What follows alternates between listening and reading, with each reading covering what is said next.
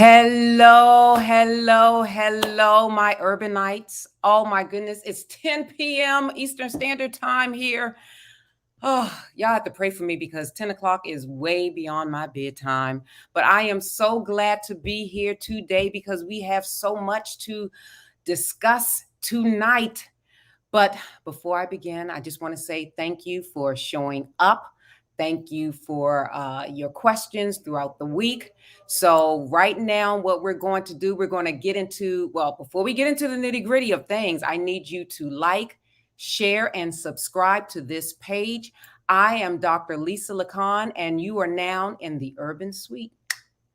Yes. Hello, everyone. How are you all doing? And this program is sponsored by Blessed Ministries Incorporated, the premier workforce development agency in the state of New Jersey. We work with people on parole. We work with adults with disabilities. We work with youth with disabilities to get them employed. We work with adults that receive subsidies such as food stamps to get them employed so that they can sustain themselves successfully. That was a mouthful. Anyway, how are you all doing tonight? I hope you all are doing well. We've had some interesting topics to discuss the past 2 weeks. We discussed about sex toys and how can men compete. So today's topic, oh my gosh, very interesting because I don't know if you all know, but I did my dissertation with sex offenders in mind. Okay, so I did my dissertation, rehab counseling students' attitudes towards sex offenders with mental illness. So, sex offenders is very interesting to me. And also, in terms of where I work with BMI, Blessed Ministries Incorporated, we work with a lot of sex offenders. So, tonight's topic is very interesting because this guy, I don't know who he is. I've never heard of him. I've never seen him before, but his name is Brother Plight. Brother Plight. Apparently, Brother Plight is a, let's read this. He's an inspirational speaker, a motivational speaker, a media influencer, and he's a multi-millionaire, and he has written more than 90 books. And he has 4 wives. But I really can't call them wives because he's not married to maybe 3 of them. He has contracts with them. And we're going to dig into who Brother Plight is and the new development around this media influencer, Brother Plight. So before I begin with this video, I want to give you a little backdrop about who this Brother Plight is. All right, so I have to put my glasses on because this is very interesting. According to a confirmed report from NBC Miami, inspirational speaker and media influencer Brother Plight surrendered to police on Monday last week following an allegation that he sexually assaulted his girlfriend's 14-year-old daughter. Now, I don't know if his girlfriend was in his harem of women that he has, but Brother Plight has a harem of women that he calls wives. He calls them wives. And we're going to get into why he has this arrangement with them. All right. So Plight, whose real name is Michael Nowak, allegedly was given permission by his girlfriend to take her daughter, okay, to an after party in a Miami nightclub. All right. So we already established how old this daughter is. The daughter is 14 years old. Okay. So apparently he contacted the mother of the 14-year-old to see if he could take the 14-year-old to an after party in Miami. But before we get into the nitty-gritty of what happened with that, I want you to watch this video clip, see for yourself who Brother Plight is. All right, take a look. So you have, how many wives do you have? I have 4. You have 4 wives. How many females are allowed to be involved? It's indefinite, but of course, I get the consent from the females. So you say you wake up. All right. So he said he gets the consent from the females. So these females agree that they are in a harem. Okay. Let's One move. more. You know what, honey? I think I want another one. Oh, no. That wouldn't work. Well, how do you get the consent? How does that happen? All right. So let's look at their body posture. The first woman is leaning to him. The other woman is leaning away from him. So that's interesting right there. One is leaning to him. One is leaning away from him, but he's central in the middle, sort of touching both of them. You see that? So what does that say? Well, that says that he does have an arrangement with both of them, but the woman that's touching him is showing her dominance in that stance. The other woman is showing that she's a little submissive to the other woman. Let's find out. Well, there has to be a necessity for another female to be part because it's economically structured. So when we want to embark upon a new endeavor that can make all of us the benefactors, that'd be the thing that would commence the operation. All right. So he just said, in order for him to establish new businesses, he has to bring in another concubine. Basically, that's what he says. Give me an example of a situation that requires number two wife. Well, this is the first wife that got involved with this relationship. I've been with Aminette for 19 years. We've been together. All right. See what I tell you. Aminette, the first wife, she's showing her dominant position. She's leaning close. They've been together for the longest time. The other wife is the co-wife, so to speak. She's not showing her dominant position as of yet. All right. Since 12, 13 years old. That's amazing. And so since you've been 12? Yes. Wow. As we grow and we develop, we began to understand more about economics, and we wasn't really left with any inherited wealth. And considering that wealth really begins at $150,000 a year, and the threshold for poverty for a family of 4 is about $32,000 a year, and for an individual is about $15,000 a year. Neither her and I combined would get us anywhere near. All right. Look at the positioning now. As soon as he starts talking about wealth, the other woman, the co-wife woman, leans into him also. His body posture remains the same. He's central. Now, both of the women are touching him as soon as he talks about wealth. All right, let's go on. Near the point of being able to amass real wealth. And so we use the polygynous construct as a catalyst to embark upon those type of endeavors. So we open. Okay. He says he uses the polygamous construct as a catalyst, basically to amass real wealth. So basically what Brother Plight is saying is the more wives you have with the same mindset to be economically free, to develop and to have real wealth, you need more women. That's what he's saying. Okay. So he has 4 women. Up a bookstore, and we needed assistance. And so when I presented the idea to Riot, whom we knew for a period of time because she used to come to the bookstore, we then found out where we can establish some kind of reciprocity or something that could be mutually beneficial. All right. So rather than Brother Plight get an investor, he chose to get someone that he could sleep with, basically. That's just the bottom line. That's just the bottom line, in my opinion. Rather than get a regular business investor, Brother Plight preyed on very vulnerable women. And I'm going to show you how vulnerable these women are. All right, let's continue. For her and for us. Were you surprised when here you are in the bookstore and the owner walks over to you and says, "Hey, I'm looking for a second wife. What do you think?" Were you surprised? That's not exactly how it happened, but yes, I was. So, All right. All of them laugh at the same time and they stop laughing at the same time. It's very robotic. It's very cultish like. All right, let's continue. It's not something that you're exposed to right, that's right. initially. Like, we don't learn this in school. Right. And so, what was your first?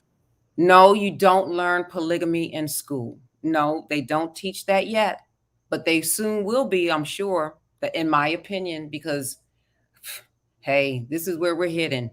Impression, your first thought when The you first it? thought I actually had was, I was just like, does she know? Right. That was my first thought. It was natural. And so I seen them two together and I was just like really happy for them. She was pregnant and she looked gorgeous. Like, she just was this dark African looking queen with her afro, you know, and I was just like. All right. Take a look at the first wife or whatever she is. I'm not sure. She looks very uncomfortable. I believe this is my opinion. She's going through the motions because there's such a strong spiritual soul tie with him because they've been together since she was 12 and he was 13. And you're going to see her vulnerability. We're going to see all of this is just let's continue. Wow, you know, so that was the first thought I had. I was just like, does she know, you know? But yeah, that's pretty much the first thought. And then so he says, yes, she knows. And you say, okay, let's talk, the three of you? Or did you just bring her home? No. Oh, what we did, we all talked. I, of course, got permission from my wife, Aminette, to engage her and present the idea to her. And then we all eventually talked after I spoke to her. And we had a meeting. Are you guys like legally married or you just say wife? Of course, bigamy is against the law, but I have contracts with each of my wives. All right. He didn't answer the question. He just says he calls them their wife because it is against the law. So that's why I call them concubines. They have a contract to engage in sexual acts together and to be, I guess, under one roof. Is this sort of like a throuple? I don't know. I don't know if they all sleep together. I don't know if it's sort of like in Africa where you have more than one wife, but you don't share the same bed. I'm not certain, but let's see. But he has contracts with them. He didn't make a vow. It wasn't done in public. He has contracts with these women. With the wife, okay. Were you surprised when your wife said yes to a second wife? No, I wasn't surprised. What I would say is I would be surprised some years prior. Right. Because that definitely wouldn't have been her disposition. So you meet her, and then what happened in your mind? You're like, this is a good one to be with? Well, actually, yes, because like they mentioned, she has been coming around to the bookstore for years before we even consider her as a co-wife. So it's not like, you know, a random person off the street. Like, I've actually seen her, I've seen her family. Right. You know, we're pretty much on the same path. So I said, this would be a good sister. How was Brother Plight able to convince you to do this? Wow, good choice of words. Well, like. All right. So they all laugh at the same time, and then they stop laughing at the same time. So I'm thinking, is this rehearsed? Did they have these questions ahead of time and they knew what would be asked of them? I don't know. Let's continue.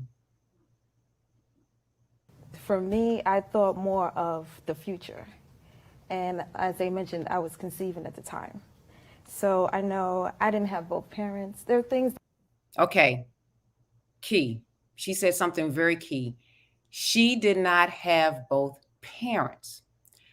Most Black children, most children that aren't raised with both parents are from a dysfunctional household. So what we're working with now is dysfunctional wife number 1. Let's go. That I was lacking Right. growing up, and Your I wanted father wasn't more. there. No, Oh, I wanted okay. more for my child. Right. So I said, you know what? I can see how I can benefit, because I also wanted to educate my child. So I was able to homeschool. My child was able to see both parents, and Right. she was able to grow into inherited wealth, because we already erected our own businesses. So I said, you know, it's different, but I'm willing to give it a try. And he showed me results. Like, I've seen results, and she was very positive. Right? It was very positive. We was on the same path, like mentally as well. Oh, And we okay. all wanted more for each other. Right. So I said, okay. That's amazing. And so, were you raised by both parents? Nah, my father.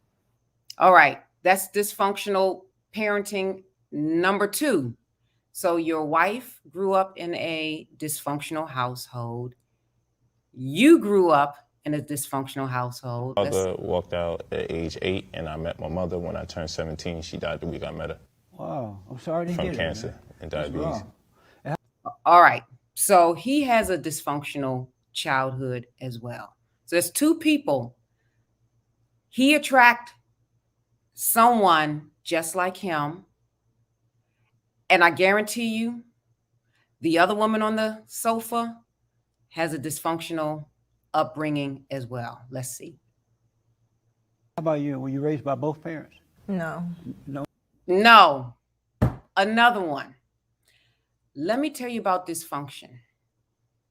Dysfunction gravitates towards dysfunction. Here is a man that didn't grow up with his mother, nor did he grow up with his father. He selected a partner that was very dysfunctional, that grew up in a dysfunctional household. And then he selected another partner that grew up in a dysfunctional household. The amount of dysfunction, unfortunately, the amount of dysfunction that is sitting on that sofa right now is incredible. It's incredible. Oftentimes, as an adult, we do not outrun our dysfunctional childhood. And it's going to be apparent as all this plays out. Let's continue. My father left when I was young. I don't remember what he looks like. She doesn't even know what her father looks like. She said her father left when she was young. She doesn't know what her father looks like. The first wife probably doesn't know what her father looks like. Brother Plight, he probably remembers somewhat of his father, but his father walked out on him. So we're looking at 3 people on this sofa who don't have fathers in their life. They didn't have fathers in their life. They didn't grow up with fathers in their life. This is why this is so important in the Black community. You dads, you fathers, you know what? You cannot, like I said, and women, you cannot allow anyone to fertilize your egg. You just can't, because you end up creating a life of dysfunction, not only for you, but for your child and for your children's children, unless you get therapy. And then oftentimes, even with therapy, there's still residue of dysfunction. This is incredible. And all this dysfunction is going to play out. I guarantee you. But I had a stepfather. Women don't normally like each other. And so how do you ladies deal with each other? Because you know how women are, right? Right. Yeah. I'm a woman, right? Right. So how do you guys deal with each other when that thing comes up? Okay, well, it's like this. Siblings, right? They all don't get along. Like, if it's something personal, like, say, Rhett and I, like, I'll go to her, or she'll come to me, and, like, we'll sit down and we'll build. But the main thing, we normally just have everyone out, children included, everyone speak their mind. This is what's bothering me. How can we fix the situation? And you feel the same way about it? That's how you work it out? Yeah, pretty much. So We all know like females can be very catty. Yeah. We know that that can come into play, or the ego, and so it's really just bearing in mind what we started this for, Right. and also They started it for the love of money. That's what they started this for. For the love of money is the root of all evil. All dysfunction aside, they started this for the love of money. Let's continue. knowing a person, because when you get to know a person, then you understand that they're no longer your enemy. You don't have to actually compete against them, Yeah. you know, because you're That's for them amazing. and they're for you. So Right. it just makes it easier when things like that come along. And so when he brought in the next two, all three of you got together and discussed the Same same process. That's process. usually how it is. And ultimately, before that even happens, we'll get a feel of the female. Because everyone is inherently good and has inherently bad in them too. It's a choice. Right. So it's really vibing with the female itself, because honestly, he may be the center of the relationship. Right. But if What did she just say? He is the center of the relationship, and that's his body position, the center of that relationship. It is. He's the center of the relationship. And it's my opinion that he preys on these vulnerable women who have dysfunctional childhoods, who's looking for a father figure, who's looking for some man to give them security that they never received, some man to give them protection, to provide for them, because they never received that from their dad. So now they're looking at him as the father figure that they never had. And possibly he's looking at them, the women, as the mother that he never had. It's very hard, I'm sure, for a young boy to grow up without a mother, just as hard as it is for a girl to grow up without a father. the females are not in a cohesive unit, if they're not communicating and they're not for it, it's not going to work. That's true. It's Yeah. really not going to work. Do you have children for him? No, I don't have any children. How many do you have? I have one. A You just girl. have one. So is there only one child? No. There's 3 children. Oh, so the other 2 wives have some. Yeah. Right. That's amazing, man, that you got 4 wives. So I'm looking at the video last night. All you guys are pretty. You choose pretty women, too. I noticed that. Thank you. He chooses women, they all look alike. They have big bosom, they have big buttocks.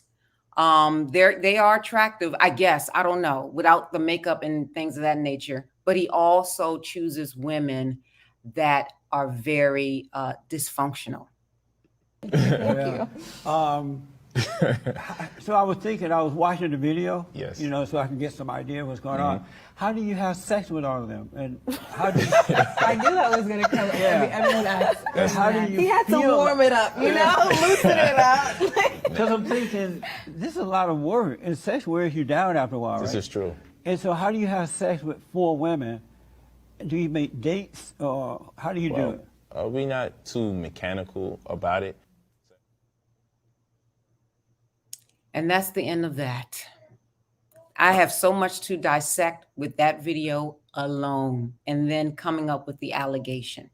All right, so if you notice their body position, their stance, but one of the most important things that you have to realize is that all 3 people on that couch had very dysfunctional childhoods. All right, so let's go back to what's happening modern day. All right, with Brother Plight.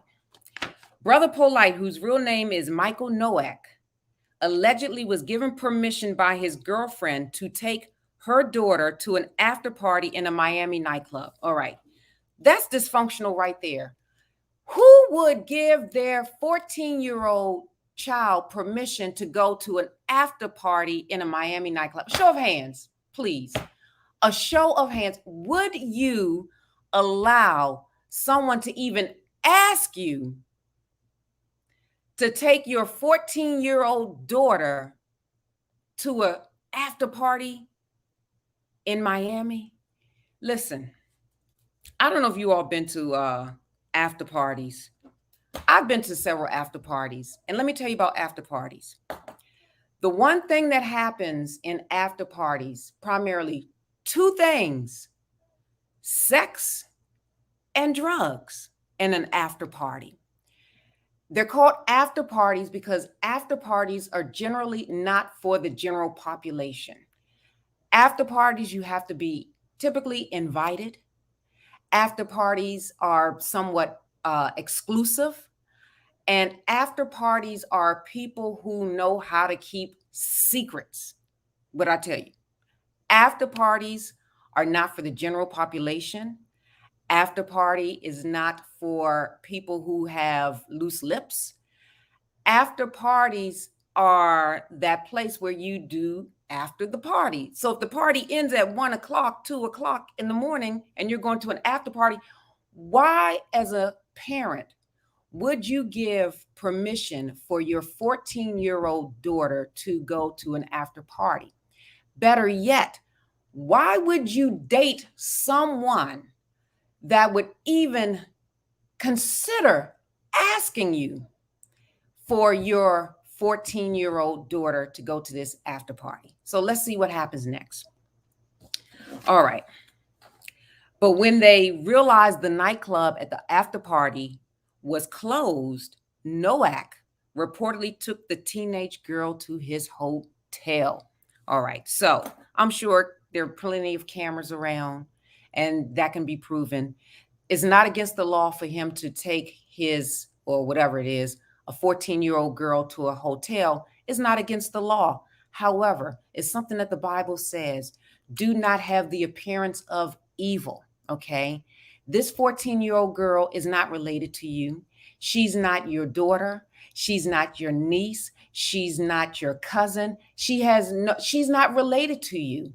You have been in a relationship with the mother only for 1.5 years, according to what these records say, only 1.5 years. So you allegedly take this daughter to your hotel. So my thing is, well, why couldn't you take her back to where the mother is? Like, what, you didn't want her to stay in another hotel room by herself if the mother wasn't there, but you're going to subject her to after party elements? All right. Anyway, Nowak's girlfriend reportedly found her daughter intoxicated with severe swelling around her mouth. Nowak somehow convinced his girlfriend not to call the police, but was served with a DNA warrant in June. Now, this happened in February. So February, March, April, May, June. 4 months later, he was served with a DNA warrant in June before turning himself in last week. So he turned himself in last week. All right. POLIGHT's lawyer, David Taraz, I'm going to talk about David Taraz and who the lawyer is too, declared his client's innocence, stating, once the evidence is produced, he is going to be exonerated. So yeah, not guilty, nothing else. These are serious allegations, but in any situation, there is always motive. Dun, dun, dun. Motive. What is the motive? All right. There is always a lot behind the scenes that the public is not going to be able to see. We have no doubt that he is not this person. We're going to get him past this and back on with his life. And this is from thesource.com. And the source is going to update us a little bit. So that's from the source. All right. Y'all remember the source, the magazine, the source? Oh my goodness. I thought the source was dead. Anyway. And also, this is according to NBC Miami. So he is charged with sexual battery. So according to Florida law, and according to the website of the law firm where David Taraz practices, he's a practicing partner, I believe. The crime of sexual battery, this is what sexual battery is, more commonly known as rape, is committed when a person has non-consensual oral anal, or vaginal contact with another person using their sexual organ or an object. And this is what has happened here.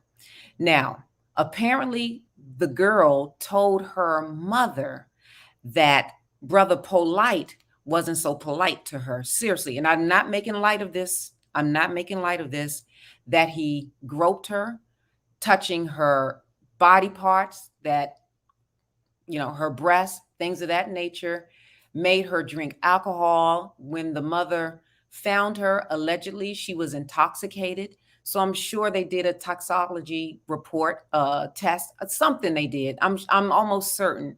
This took a while because remember, this happened in February. So now it's February, March, April, May, June, July, August. He was arrested in August when this happened in February. So what did I say about dysfunction?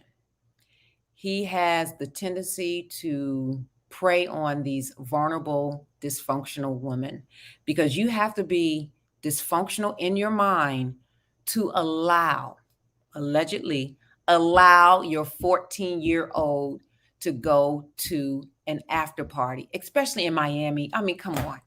I mean, maybe an after party in Wyoming or something like, but Miami, that's like going to an after party in Manhattan, New Orleans, oh my gosh, California, LA, any big city, huge city where there's an after party. I'm telling you what the elements are.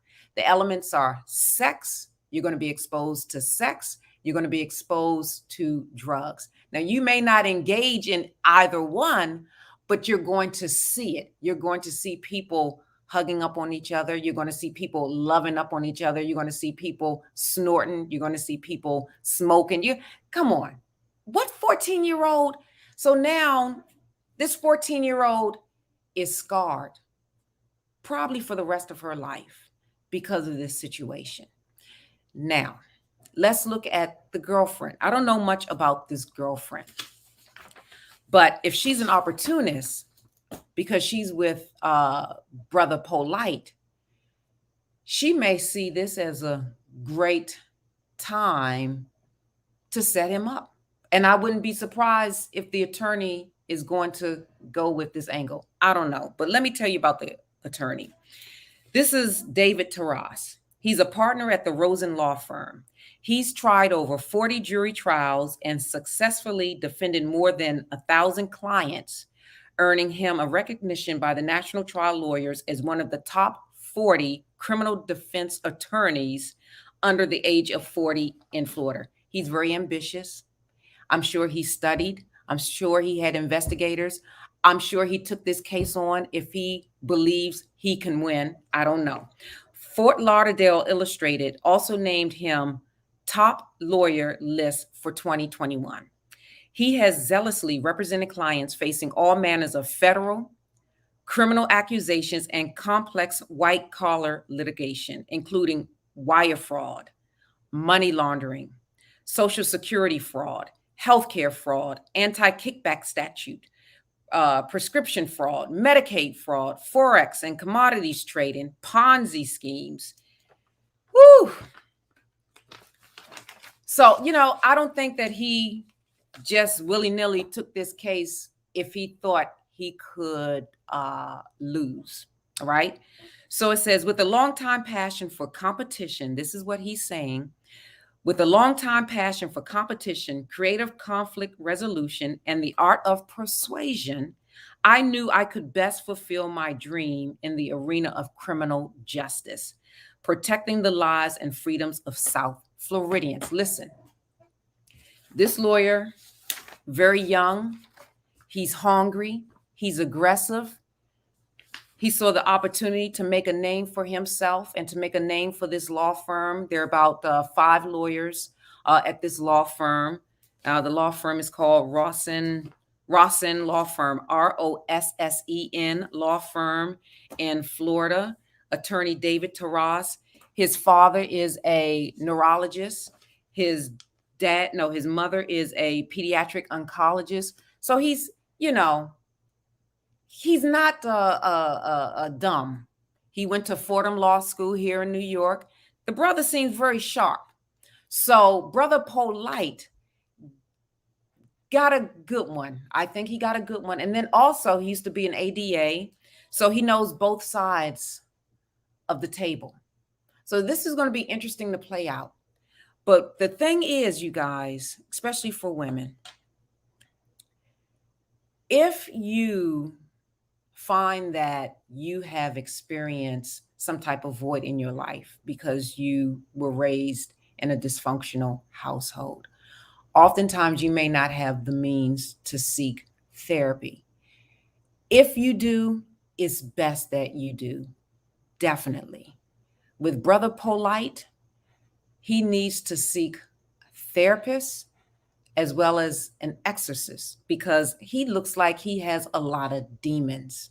And what I see on that sofa, I see woman number one, woman number two, their souls are gone. They just seem very soulless. And again, the Bible says, for the love of money is the root of all evil. The Bible does not say money is the root of all evil. It says, for the love of money is the root of all evil. So basically, Brother POLIGHT, he's in this dysfunctional, toxic syndrome for the love of money. For the love of money. I read a quote that he said his therapy is motivational speaking. No, Brother POLIGHT, your therapy should be with someone skilled in that area to help you and guide you the correct way, because you weren't raised with a mother. You weren't raised by a father. I don't know who raised you, but that alone puts you on the element of being dysfunctional. You grew up in a dysfunctional household. You chose woman one who grew up in a dysfunctional household. You chose woman three who grew up in a dysfunctional household. And probably woman 4 and 5 or 3 and 4, whatever, are probably all dysfunctional. Probably all dysfunctional. So what do people have to say? Miss Ursula says, hi, Dr. LaCON. This is an interesting topic tonight. Yes, it is, Ursula. It's very interesting because there's so much in this. There's so much in this. And then Mazu 24, I have no idea what you're saying. It COINTELPRO. I don't even know what that means. Speak, something that I can kind of understand, because I don't know what you're saying. So if you're going to speak, type, let me understand at least what you're saying, because this is very interesting. I'm going to keep following up on this because I want you all to see where dysfunction and toxicity can lead. Remember, urbanites, I shared something about what is contagious, what spreads, what kills, and it's about being toxic. Oh, say it's a setup. Well, you know what? It could be a setup, because women do set things up. My thing is, who's to say if she's had sexual relations with Brother POLIGHT, she could have kept his semen, spread it all over the daughter. Regardless if it's a setup or not, there's a 14-year-old involved, and that is a life of dysfunction. If it's a setup, that I guarantee you, if it is a setup, it shows the level of dysfunction for everyone, including Brother POLIGHT, that he would choose to have a person in his life that would allow, listen to what I'm saying, that would allow a 14-year-old to attend an after party in Miami. It could be a setup. And this is what this attorney is going to say. I don't know, because guess what? They have not gone to trial. So I can't say if it is or not. He has not been convicted. He's only been charged. He has not been convicted. Why is a grown man hanging out with a 14-year-old girl? Yes. Why is a grown man hanging out with a 14-year-old girl that is not his daughter? That is not his niece? That is not, hey, Someone said it's false. Okay, well, we'll see. We'll see. It's going to play out because guess what? Truth will always be revealed. But when you're dealing with in a situation where you have no parameters and you have for the love of money is the root of all evil, guess what? If they're trying to set him up, that woman, she has for the love of money. All right? He has for the love of money. And you're evil, there's no boundary to that. You would do anything. You would pimp your kid out for that. So, you know what? It could be, but that shows you that what desperate, dysfunctional people have the ability to do. Definitely. So Mazuma 24 says it's false. Now, were you there, Mazuma? Like, do you know? How do you know it's false? Were you there at the hotel? Were you there? Did you speak with anyone? Did you investigate? I want to know how you know it's false, because I can't say if it's the truth right now. I can't say it's false. Look up the term. Okay. Okay. Thank you for teaching us, Missy. Oh, right. So I don't know. So that's why you go to court, because again, perhaps she could have set him up. I don't, you know what? But guess what I said? The appearance, there are cameras to show, did she walk into a hotel lobby with him? There are cameras all over. There are cameras to show, did they go to to this after party? Did they go? There are cameras. And I'm sure his attorney is going to look at those cameras and do his due diligence and investigate, as well as the state. So this is going to play out. Oh, thank you, Miss Maria. Thank you for teaching us. Oh, I miss you too. I miss you too. Listen, before things go to trial, that's why we say allegedly, because you cannot make a determination unless you actually go to trial and you are convicted. He has not been convicted of anything. Just because a person is arrested doesn't mean that they're going to be convicted of a crime. It does not mean that. Just because a person is arrested, guess what? They may not even go the next step. It may not happen. I mean, they may not be charged. It can just drop. And just because a person is charged does not mean that they're going to become convicted. However, if he's in the presence of a minor, and the minor, through some type of blood testing and things of that nature, find that she was intoxicated and had some alcohol on her. I don't know about Florida, but I know in the state of New Jersey, we call that EWOC.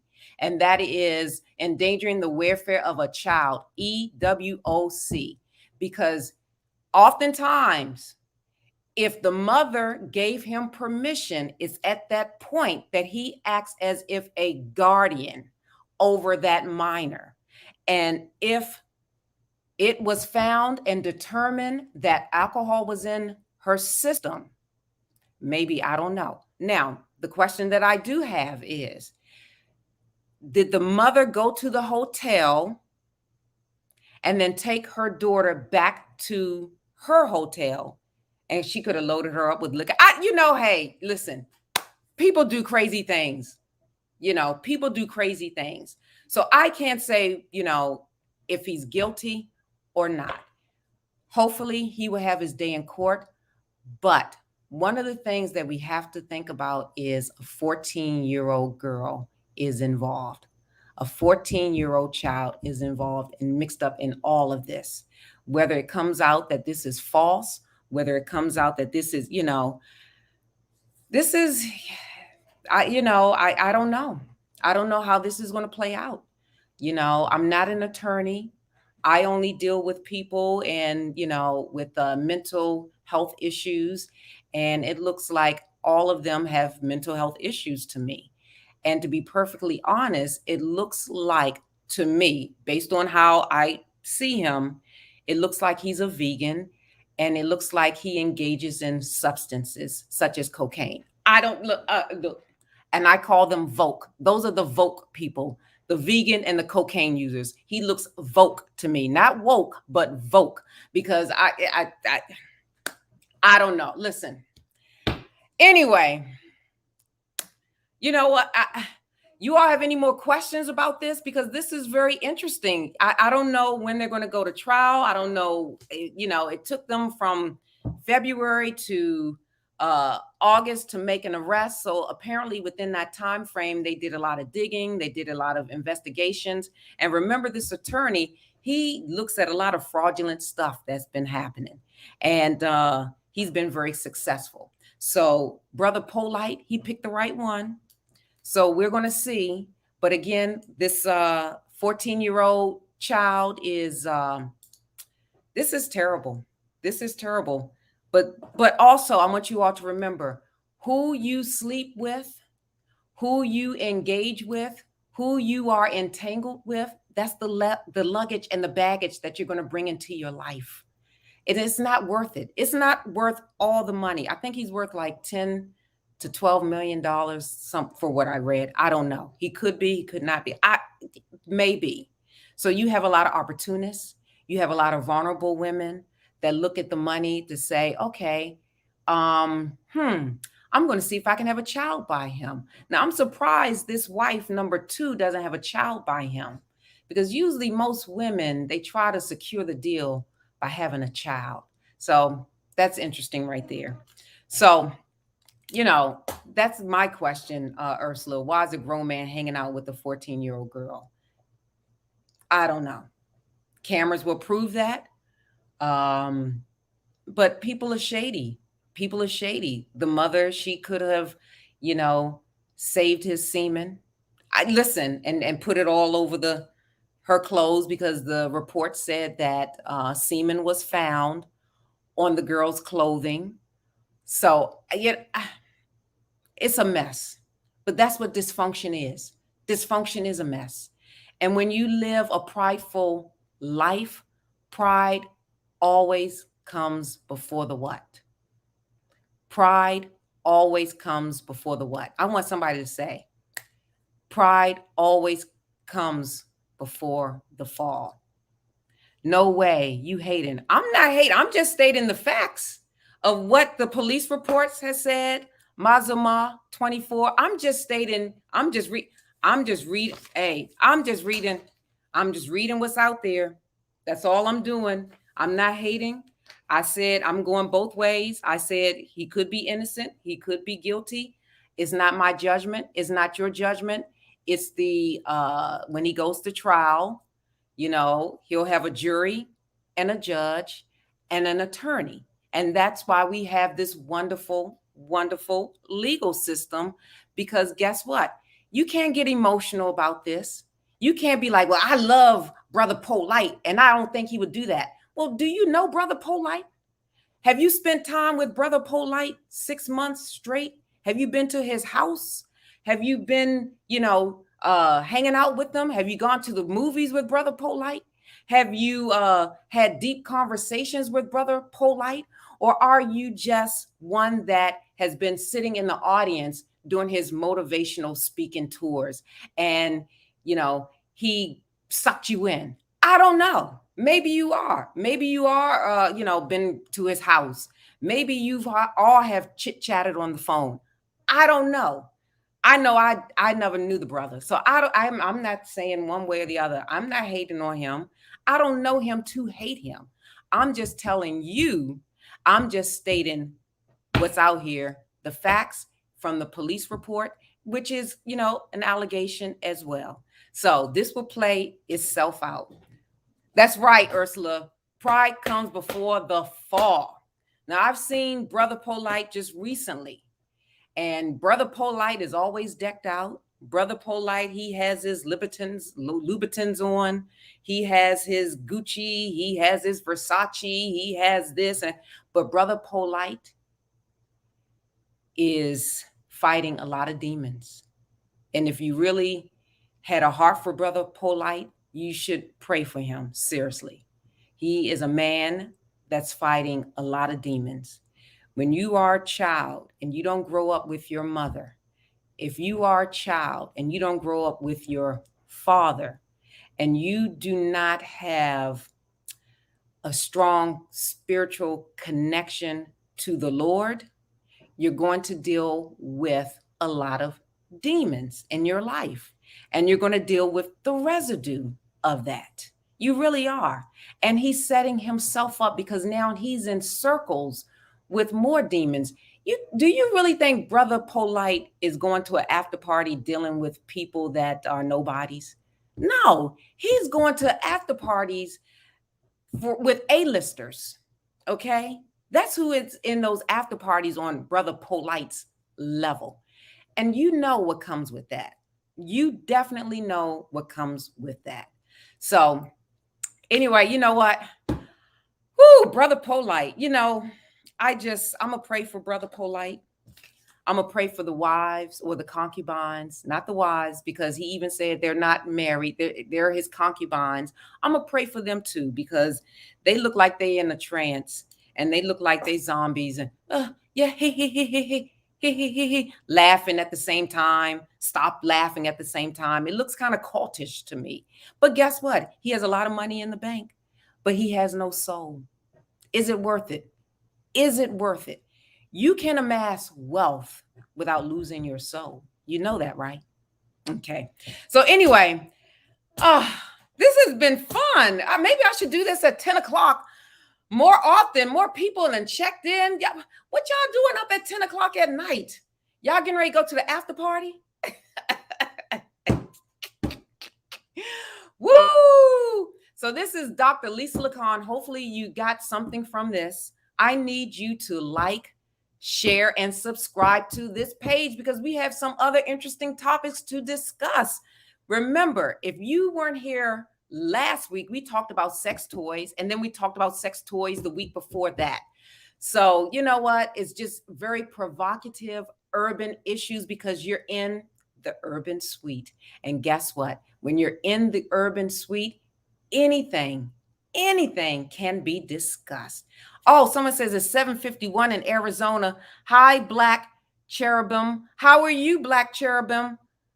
I was in Arizona a couple of months ago. It was 117 degrees. Never again. Oh my gosh. It was the 117 degrees in Arizona. I could not believe. How do you live out there in Arizona with temperature like that? Oh my goodness. I was like, oh, I couldn't breathe. But everyone says you get used to it because your blood becomes thin. Is that true, Black Cherubim? If I live out in Arizona, does my blood become thin? Yeah, that is normal. Oh, God bless you. God bless you. I couldn't do it. I couldn't do it. I couldn't do it. So I need you all again to like, share, and subscribe. Remember, pray for all parties. Pray for that 14-year-old. Pray for Brother Polite. Pray for those wives that they'll get out of bondage because everybody's in bondage. Everybody's in bondage. Those three on that sofa, they're in bondage. And it's a shame because you know what? I think he means well and he has helped people financially, especially, African Americans financially, and he is socially conscious. So there are two things that happens when you help people, especially Black people financially, and you become socially conscious. People are maybe out to get you. That's the other side of it. But with his wives and all that stuff, I can't agree with him with that. I just can't. But that's how, you know what? As my niece says, live your life. But I always tell you, you're going to have to defend your decisions before God when you die. So, again, thank you for tuning in to this channel, Urban Tools for Change. This is Dr. Lisa LaCON. Until next week. Next week, I'll be back at 8 p.m. Eastern Standard Time. I don't know if 10 o'clock is better. I don't know. This is hard for me, 10 o'clock, you guys. It really is. My bags just pop out at like 8:30, 9 o'clock. They just, I don't know. But anyway, this has been fun. Love you guys. Until next time. Bye.